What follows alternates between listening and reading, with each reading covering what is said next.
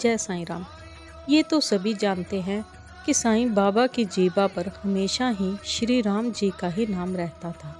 बाबा जब भी अपने किसी भी भक्त को कोई आशीर्वाद देते तो अक्सर अपनी जीभा से ये दो शब्द ही बोलते थे कि राम जी भला करेंगे और अल्लाह मालिक। जिस प्रकार श्री राम जी अपनी पूरी अयोध्या नगरी में कभी किसी से कोई भेदभाव नहीं करते थे, उसी प्रकार साईं बाबा ने भी अपनी द्वारका माई में कभी किसी से कोई भेदभाव नहीं किया।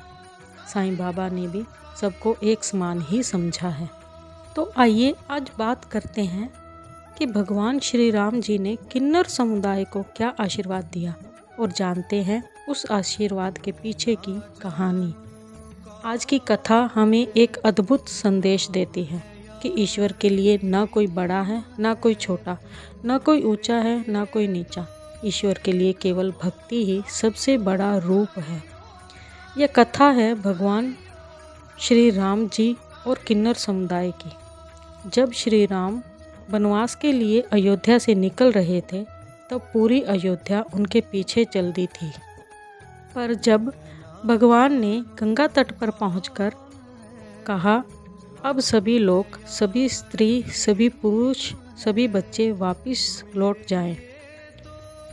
जब मैं वापस लौटूंगा आप सबसे अवश्य मिलूंगा। तब सभी लोग वापस लौट गए, लेकिन किन्नर समुदाय के लोग वहीं रुक गए।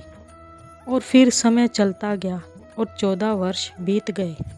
जब श्री राम जी लंका विजय के बाद सीता माता और लक्ष्मण जी के साथ अयोध्या लौट रहे थे, सारा नगर उत्सव में मगन था।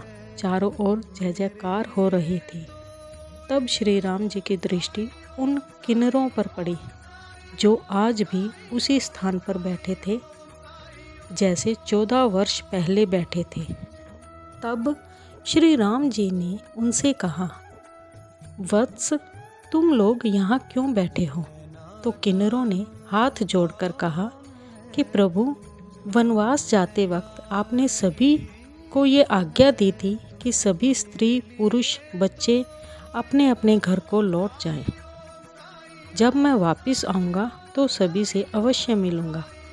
प्रभु, हम तो ना पुरुष हैं ना स्त्री, तो हम कहाँ जाते प्रभु? हम तो तभी से यहाँ बैठकर आपकी प्रतीक्षा कर रहे हैं। ये सब सुनकर श्री राम जी चंकित रह गए। उनके नेत्रों से अश्रुओं की धाराएं बहने लगी। भगवान ने कहा कि आप लोगों की भक्ति की ऐसी विशाल और अपार भावना आज तक किसी भक्त में नहीं पाई गई। श्री राम जी ने कहा, आपकी ऐसी प्रतीक्षा, आपकी भक्ति, आपका विश्वास, यह मेरे लिए अमूल्य है। इसलिए मैं आप सबको ये आशीर्वाद देता हूँ, जहाँ जहाँ शुभ कार्य होगा वहाँ तुम्हारी मंगल वाणी गूंजेगी। जब कोई नया जीवन आरंभ करेगा, विवाह, जन्म या विजय होगी, वहाँ तुम्हारे आशीर्वाद से सुख समृद्धि आएगी।